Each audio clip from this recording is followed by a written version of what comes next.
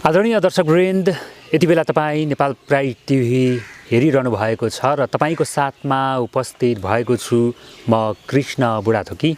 यति बेला म चितवन जिल्लाको खैरेनी नगरपालिकाको वडा नम्बर 12 कुम्रोज भन्ने ठाउँमा छु। आज म तपाईँलाई नेपालकै सबैभन्दा ठुलो गाई फार्मको बारेमा जानकारी गराउन गइरहेको छु।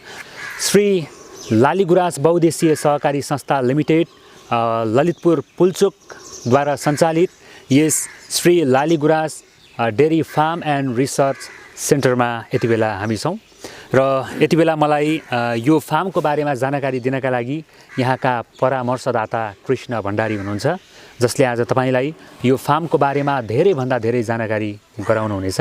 म ढिला नगरी उहाँलाई कार्यक्रममा स्वागत गर्न चाहन्छु। सर नमस्ते। नमस्ते। हजुरलाई कार्यक्रममा धेरै धेरै स्वागत छ। धन्यवाद। आरामै हुनुहुन्छ? एकदम ठिक छु। अब सबैभन्दा सुरुमै मैले यो श्री लाली गुराँस बहुउद्देश्यीय सहकारी संस्था लिमिटेड ललितपुर पुल्चोकद्वारा सञ्चालित यस Shri Lali Gurans dairy farm and research सेन्टरको बारेमा थोरै जानकारी मागेँ हजुरसँग। यो कसरी चाहिँ सञ्चालित भयो, कहिले चाहिँ सञ्चालित भयो, यो ठाउँमा किन आइयो भन्ने कुराहरू सुरुमै दर्शकलाई जानकारी गराइदिनु होला। हस्, धन्यवाद। यो Lali Guras Shri Lali Gurans dairy farm and research centre Shri Lali Gurans बहुउद्देश्यीय सहकारी संस्था पुल्चोक ललितपुरद्वारा सञ्चालित परियोजना कृषि परियोजना कार्यक्रम हो। यो विक्रम सम्वत 2070 सालबाट यो फर्मको सुरुवात गरिएको थियो। यसको पृष्ठभूमि भन्नुपर्दाखेरि बहुउद्देश्यीय सहकारी संस्थाले बहुआयामी कार्यक्रमहरू गर्ने सन्दर्भमा हजुर धेरै क्षेत्रमा लाली गुराँस बहुउद्देश्यीय सहकारी संस्था संलग्नता रहेको छ र कृषिमा पनि अब लगानी वृद्धि गर्नु पर्यो, व्यवसायीकरण गर्नु पर्यो भन्ने हिसाबले चाहिँ हजुर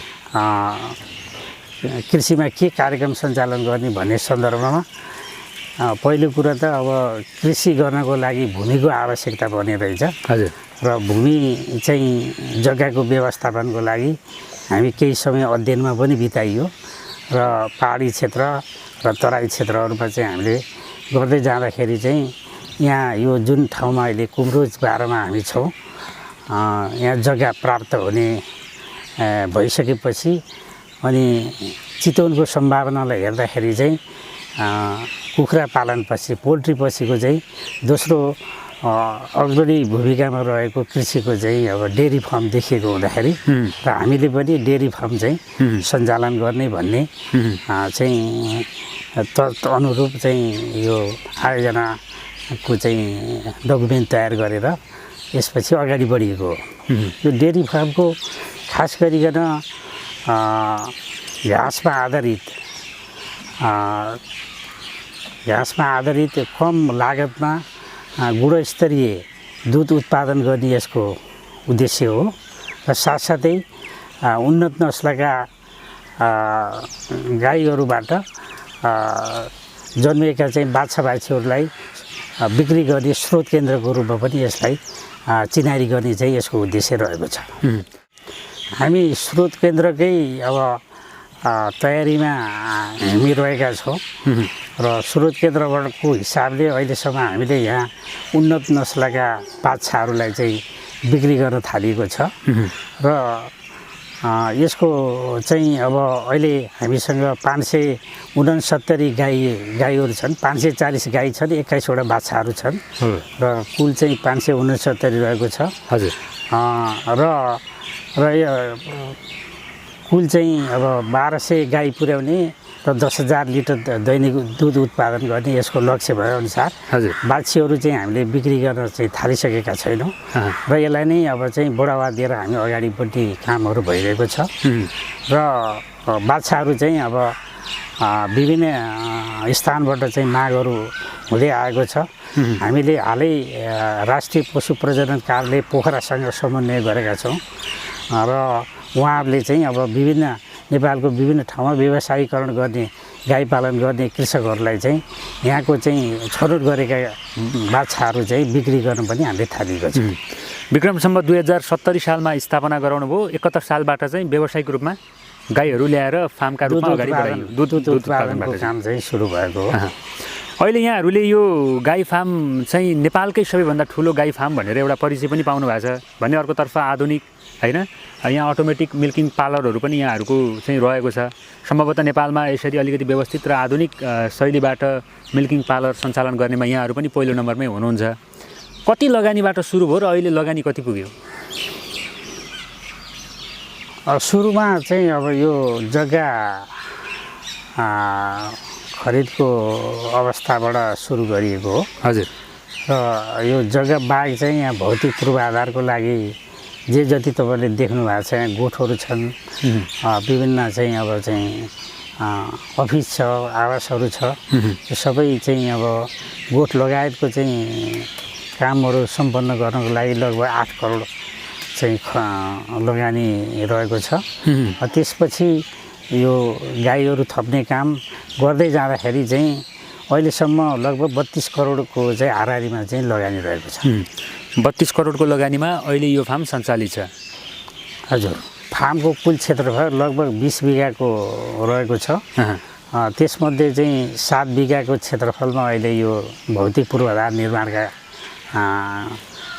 ले ढाकेको छ, जसमा गोठहरू पर्दछन्, अब फिड हाउसहरू पर्दछ, मिल्किङ पार्लर।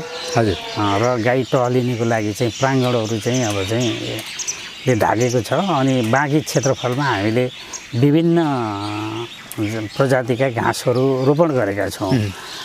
यसमा फार्मको कम्पाउन्डभित्र चाहिँ बढी बहुवर्षीय जातका घाँसहरू छन्, जसमा अब नेपियरका विभिन्न जातहरू CO1 देखि CO2, CO3, CO4, मुलाटो छ, अब साम्बा सेटारिया छ, मोलासेसहरू छ। र अहिले पछिल्लो चरणमा हामीले यो सुपर नेपियर जातको घाँस चाहिँ लगाएका छौँ।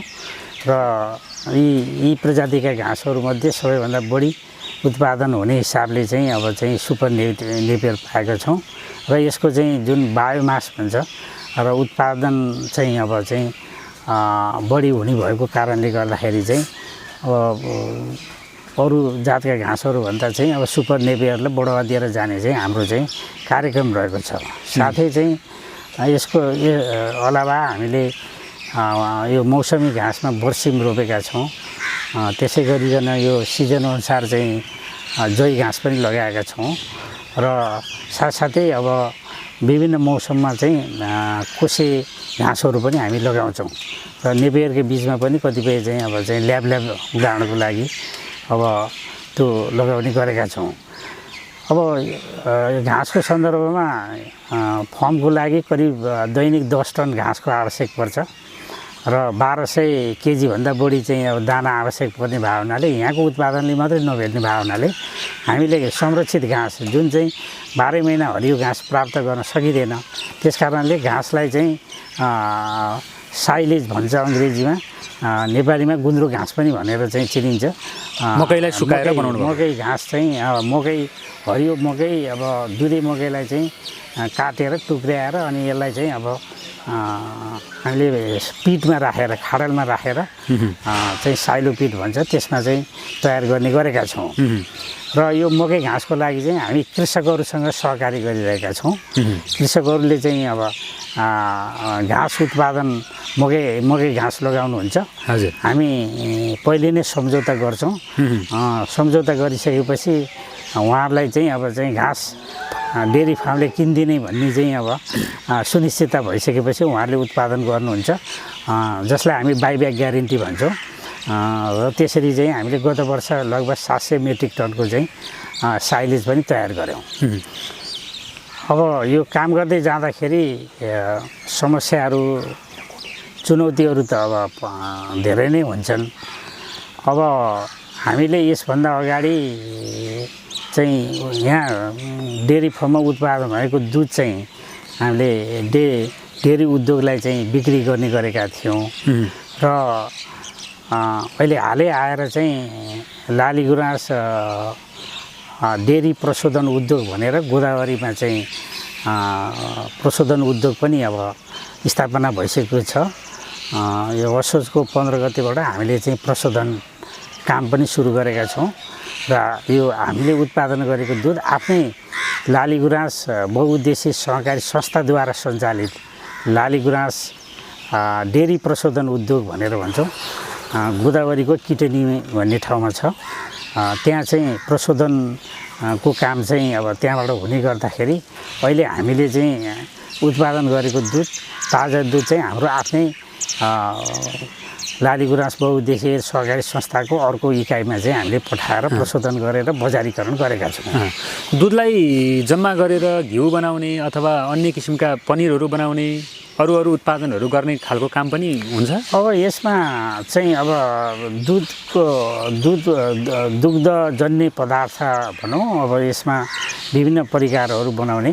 अहिले थालनीमा चाहिँ यो प्याकेट मिल्क, त्यसलाई पास्चराइज गरेर चाहिँ हामी चाहिँ अब चाहिँ प्याकेट मिल्क उत्पादन गर्छौँ, दही उत्पादन गर्छौँ, पनिर उत्पादन गर्छौँ, मही उत्पादन गर्छौँ र घिउ उत्पादन गर्ने कार्यक्रम पनि रहेको छ। अहिले भइराखेको छ? अहिले भइराखेको छ, हजुर भइराखेको छ। हामी असोज 15 गते, यही असोज 15 गते भनेपछि अब लगभग हामी अब चाहिँ कति 1.5 महिना जति अवधिमा चाहिँ हामीले चाहिँ अब हाम्रो उत्पादनहरू चाहिँ बजारमा चिनारीको रूपमा चाहिँ अब चाहिँ जाँदैछ। दैनिक कति लिटर दुध उत्पादन हुन्छ अहिले? हाम्रो उत्पादन चाहिँ अब 2000 को हाराहारीमा पुग्नुपर्ने थियो। अब लिटर 2000 लिटर अहिले चाहिँ म त्यसको अलिकति पृष्ठभूमि भन्न चाहन्छु। यो लकडाउन भइसकेपछि हजुर चाहिँ अब दुध बिक्रीमा चाहिँ निकै समस्या आयो, किनभने बजार खुम्चियो। हजुर हजुर त्यो कारणले गर्दाखेरि प्रशोधन उद्योगले दुध लैजान सकेन।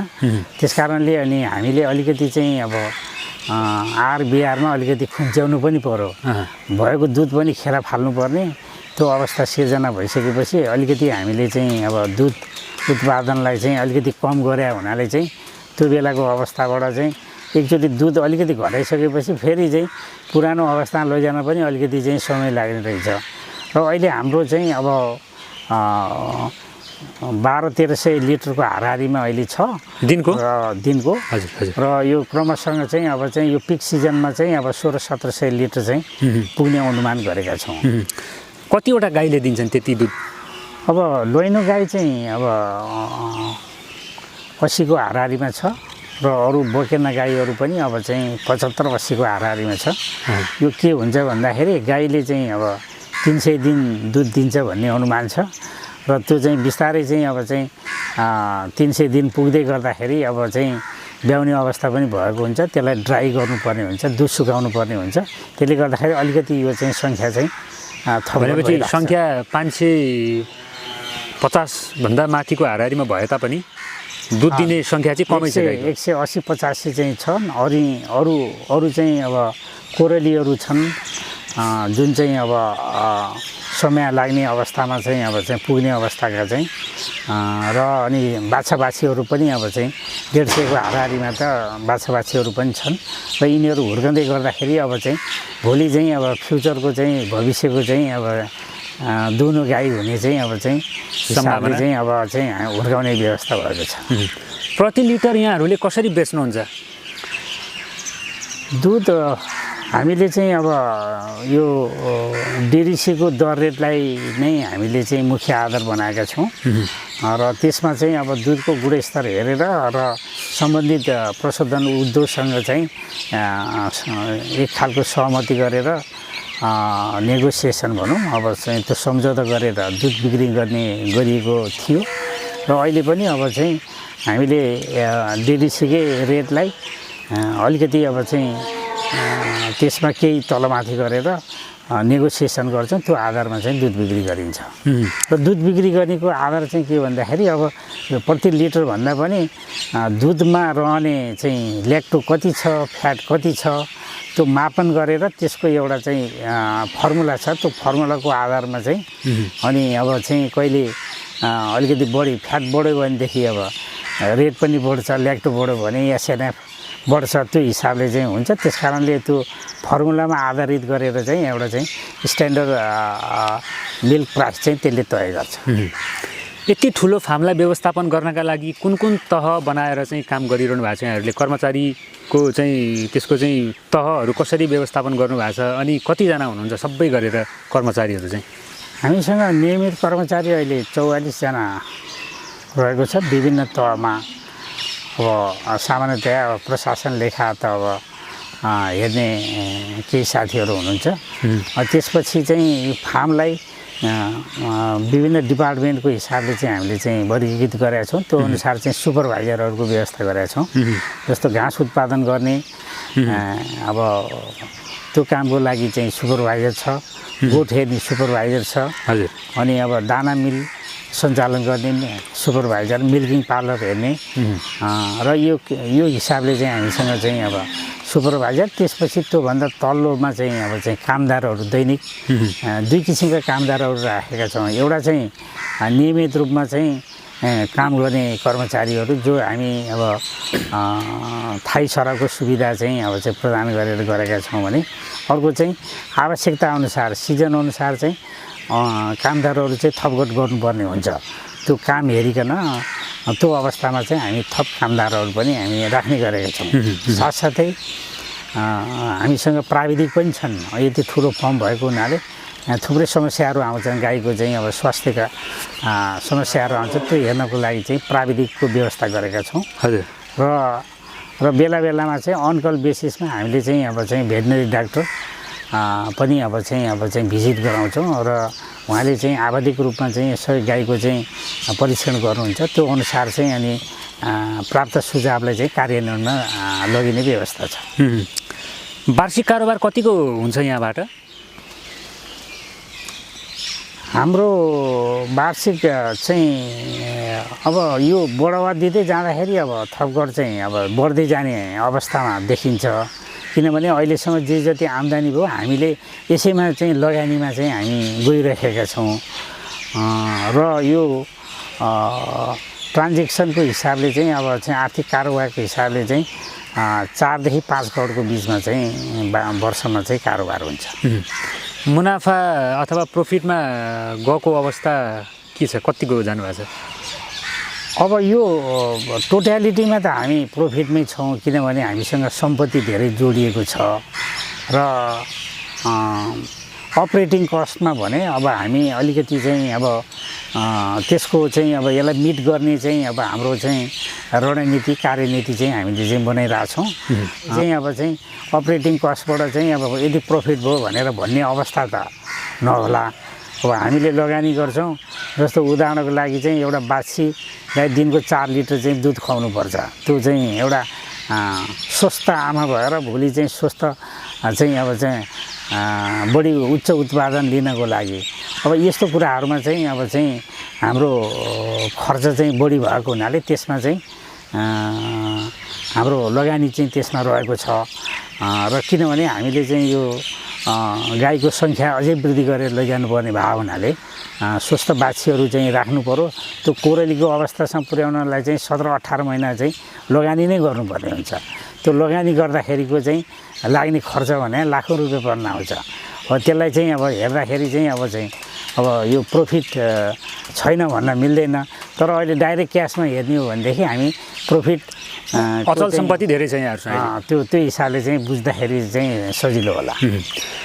अब यो देशमा एउटा चाहिँ कृषि क्षेत्रमा क्रान्ति गर्नका लागि अथवा पशुपालनको क्षेत्रमा क्रान्ति गर्नका लागि तपाईहरु जस्तो व्यवसायी विशेष गरेर सहकारी संस्थाले यस्तो क्षेत्रमा लगानी गरिरहेको छ हैन। सरकारले पनि अथवा अनुदान दिने आधिकारिक निकायहरूले पनि समूह र सहकारी संस्थाहरूलाई अनुदानका हिसाबले अलिकति अगाडि राखेर हेर्ने गर्दछ। व्यक्तिहरू निजी फार्महरूलाई भन्दा पनि यहाँहरूले अनुदानका निमित्त केही सहयोगहरू प्राप्त गर्नु भएको छ सरकारबाट? थोडा सान्दर्भिक र चाहिँ अब गहन प्रश्न सोध्नुभयो। अब हामीले चाहिँ वास्तवमा अहिलेसम्म अनुदानको हिसाबले कहीँबाट पनि हामीले चाहिँ रकम लिएको छैन र अब हामी यो हालैको वर्षबाट हामी यो प्रयास चाहिँ अगाडि बढाउन लागिरहेछौँ र गभर्नमेन्टसँग पनि केही सहकार्यको लागि चाहिँ हामीले चाहिँ अनुदानको कुराहरूमा केही अब नयाँ प्रविधिहरू भित्र्याउने कुनै सेक्टरको चाहिँ एउटा मोडलको रूपमा चाहिँ काम गर्नको लागि भनेर चाहिँ अब हामीले त्यसमा चाहिँ सहभागिता जनाएका छौँ र त्यसको चाहिँ टुङ्गो लागिसकेको छैन। टुङ्गो लागिसकेपछि चाहिँ हामीले यति अनुदान प्राप्त गरियो भन्ने अवस्था चाहिँ रहन्छ होला।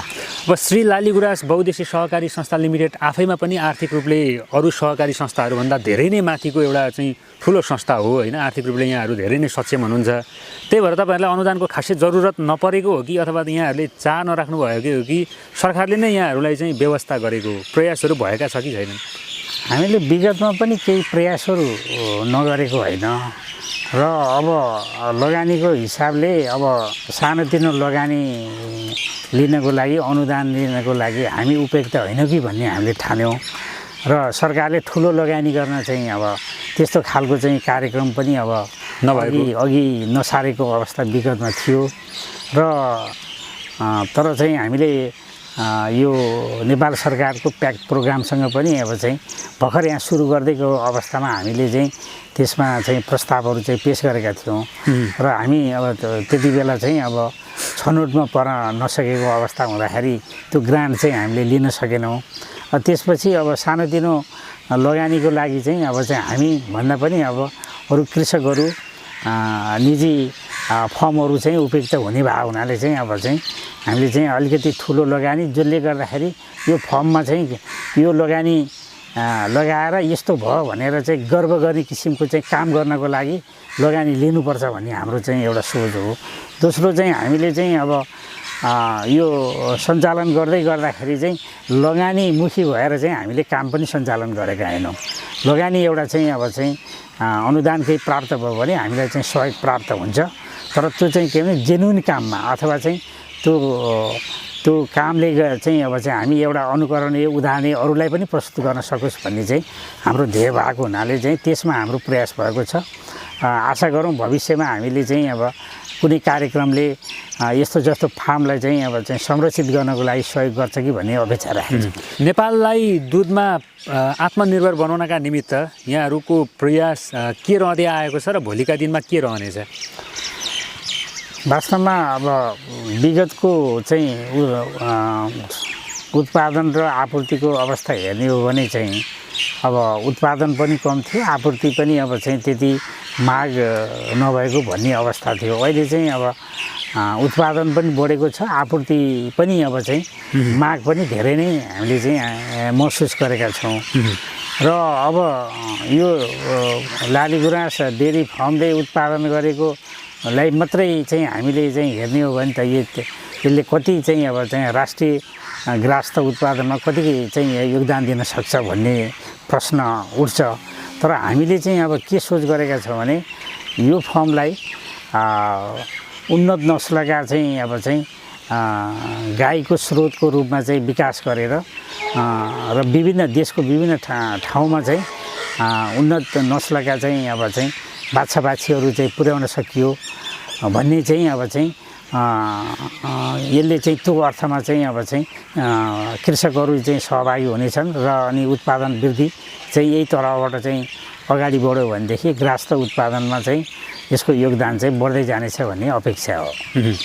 यहाँहरूले अब यति धेरै ठुलो लगानी गरेर अहिले काम गर्दै गर्दाखेरि हुन त सुरुमा पनि अलिकति कुराहरू आयो होइन, सहज र असहजको वातावरणका कुराहरू यसमा आउनु जरुरी छ। कतिको सहज छ, कतिको असहज छ, अब अन्त्यमा हामी यतातिर लागौँ अनि त्यसपछि एउटा निष्कर्ष निकालेर हामी कार्यक्रमलाई टुङ्गाउनेछौँ। कतिको सजिलो छ यो क्षेत्रमा काम गर्न, कतिको असजिलो छ, दुईटैलाई कम्पेरिजन गर्दाखेरि? अब कृषि पेसा आफैमा सजिलो पेसा होइन। अब यो हाम्रो पेसा कस्तो भयो भनेदेखि कम पढे लेखेको अथवा चाहिँ केही नबुझेका व्यक्तिहरूले चाहिँ गर्ने पेसाको रूपमा चाहिँ हाम्रो परम्परागत रूपमा चाहिँ यसरी लिएको अवस्था हो। वास्तवमा चाहिँ अब व्यावसायिक रूपमा गर्नको लागि चाहिँ प्रशस्तै ज्ञानको आवश्यकता पर्छ। यसमा चाहिँ धेरै मेहनतहरू गर्नुपर्ने अवस्था छ र यो पेसा कस्तो हो भन्दाखेरि 24 घण्टा चाहिँ स्ट्यान्ड बाई भएर चाहिँ हेर्नुपर्ने, यसको व्यवस्थापनमा चाहिँ ध्यान पुर्याउनु पर्ने भावनाले त्यो अर्थमा चाहिँ अब यो सजिलो पेसाको रूपमा त हामीले लिनै हुँदैन। तर चाहिँ यसलाई चाहिँ प्रविधि जोडेर र यसलाई चाहिँ व्यावसायिक रूपमा चाहिँ अब चाहिँ अगाडि बढाउन सकियो भनेदेखि अब यो पेसाले चाहिँ अब चाहिँ राम्रो फाइदा दिन्छ भन्ने चाहिँ हामीलाई लागेको छ। के भन्नुहुन्छ त सम्पूर्ण नेपाली विशेष गरेर युवाहरूलाई यो क्षेत्रमा ल्याउनका निमित्त तपाईहरू जस्तो ठुलो व्यवसायी एउटा ठुलो संस्थाको प्रतिनिधिको हैसियतले बोल्नु पर्दाखेरि यो क्षेत्रमा युवाहरूलाई आकर्षित गर्नका निमित्त अथवा अरू व्यवसायीहरूलाई हामीले यो क्षेत्रमा छिराउनका निमित्त के गर्नुपर्छ, कसरी अगाडि बढ्दाखेरि अझै राम्रो चाहिँ हुन सक्ने सम्भावना रहन्छ? डेरी फार्म अब देश विदेशमा हेर्दाखेरि पनि अब एउटा प्रतिष्ठित व्यवसायको रूपमा चाहिँ भएको कारणले गर्दाखेरि हामीले यो व्यवसायलाई एउटा प्रतिष्ठित व्यवसायको रूपमा परिणत गर्नुपर्छ भन्ने हाम्रो सोच रहेको छ। जति पनि युवाहरू छन् जसले चाहिँ अब विभिन्न चाहिँ अब व्यवसाय के गर्ने भनेर भौँतेरिरहनु भएको छ भने डेरी फार्ममा चाहिँ काम यसबाट चाहिँ अब चाहिँ फाइदा लिन सकिन्छ भन्ने चाहिँ हाम्रो ठम्याइरहेको छ। र विशेष गरिकन अब यसलाई यो व्यवसाय सुरु गर्नको लागि चाहिँ केही कुराहरूमा चाहिँ विशेष चाहिँ ध्यान पुर्याउनु पर्छ। सबभन्दा पहिलो कुरो त योजना नै राम्रो गर्नुपर्ने हुन्छ। योजना राम्रो गर्नको लागि चाहिँ कुन जातको गाई पाल्ने हो त्यो चाहिँ अब चाहिँ हामीले चाहिँ निर्धारण गर्नुपर्छ र यसको चाहिँ अब गोठको व्यवस्थापन पनि त्यतिकै चाहिँ ध्यान पुर्याउनु पर्ने हुन्छ। गाईलाई चाहिँ अब गाई पालन गर्नुभन्दा अगाडि चाहिँ हामीले अब के कुरामा चाहिँ विचार गर्नुपर्छ भने आहार व्यवस्थापन, विशेष गरी घाँस र चाहिँ अब दानाको व्यवस्थापन कसरी गर्ने यो कुराहरूमा चाहिँ ध्यान दिनुपर्छ। यसको लागि पानी पनि असाध्यै चाहिँ आवश्यक पर्छ। पानीको व्यवस्था पनि अब चाहिँ मिलाउनुपर्छ र यी कुराहरूमा चाहिँ अलिकति चाहिँ अब उभो भनेदेखि अब र विशेष गरी अब गाई पालन गर्दै जाँदाखेरि प्राविधिकको पनि अब चाहिँ व्यवस्था गर्नुपर्ने हुन्छ। विशेष गरी यो प्रजनन काम चाहिँ अब चाहिँ गाह्रो काम भएको हुनाले प्रजननको लागि पनि अब चाहिँ प्राविधिकको चाहिँ सरसल्लाहमा जानुपर्छ र अनि अब गाईलाई नियमित रूपमा चाहिँ उपचार गर्नुपर्ने हुन्छ, खोप लगाउनु पर्ने हुन्छ। त्यसको लागि चाहिँ अब प्राविधिकको सुनिश्चित गर्नुपर्ने हुन्छ। यी कुराहरूमा चाहिँ अब चाहिँ ध्यान दिएर अगाडि बढ्दाखेरि मलाई लाग्छ चाहिँ अब चाहिँ यो व्यवसाय चाहिँ एउटा राम्रोसँग सुरुवात गर्न सकिन्छ भन्ने लागेको छ। हुन्छ, यहाँले हामीलाई श्री लाली गुराँस बहुउद्देश्यीय सहकारी संस्था लिमिटेड ललितपुर पुल्चोकद्वारा सञ्चालित Shri Lali Gurans dairy farm and research सेन्टरभित्र अहिले के कसरी कामहरू भइरहेका छन् भन्ने कुराहरू र इतिहासदेखि अहिले वर्तमान अवस्थासम्म आइपुग्दाखेरि यहाँहरूले भोग्नुभएका समस्याहरू, चुनौतीहरू र त्यसका समाधानका उपायहरू पनि यही हुन सक्छन् भन्ने केही एउटा निष्कर्ष निकालेर हामीलाई यो समय दिनुभयो। युवाहरूलाई पनि चाहिँ यो क्षेत्रमा यसरी आउँदाखेरि बेटर होला भनेर तपाईँले आफ्ना अनुभवहरू पनि राखिदिनु भयो। यो महत्त्वपूर्ण जानकारी र समयका लागि यहाँलाई धेरै धेरै धन्यवाद दिँदै हामी छुट्न चाहन्छौँ। अन्त्यमा तपाईँलाई हेरिरहनुभएका सम्पूर्ण नेपाली दाजुभाइ तथा दिदीबहिनी समग्रमा सम्पूर्ण दर्शकलाई के भन्न चाहनुहुन्छ? सबै यो नेपाल प्राइड टिभी हेर्ने दर्शकहरूलाई के भन्न चाहन्छु भने यो पेसा गाह्रो पेसा भए पनि गाह्रो नमान्नुहोस्, मेहनत गर्नुपर्छ। हामी नेपालीहरू मेहनती छौँ। मेहनत गऱ्यो भनेदेखि चाहिँ सफल प्राप्त गर्न सकिन्छ। तपाईँले आफ्नो गाउँठाउँमै बसेर चाहिँ एउटा व्यावसायिक रूपमा चाहिँ गाई पालन गर्न सक्नुहुन्छ र त्यसबाट चाहिँ अब मनग्गे फाइदा लिएको पनि उदाहरणहरू छ। हामी तपाईँहरूको लागि चाहिँ यो डेरी फार्म स्रोत केन्द्रको रूपमा चाहिँ र यसको चाहिँ एउटा नलेज ज्ञान चाहिँ बाँड्ने थलोको रूपमा चाहिँ तपाईँहरूले हेर्नुहोला र आवश्यक सहयोगको लागि चाहिँ तपाईँहरूले चाहिँ यो फर्ममा सम्पर्क राखेर हामीसँग चाहिँ जानकारी लिएर चाहिँ व्यवसाय अगाडि बढाउन चाहिँ म चाहिँ सल्लाह सुझाव दिन चाहन्छु। हस्, धेरै धेरै धन्यवाद। हस्, नमस्कार।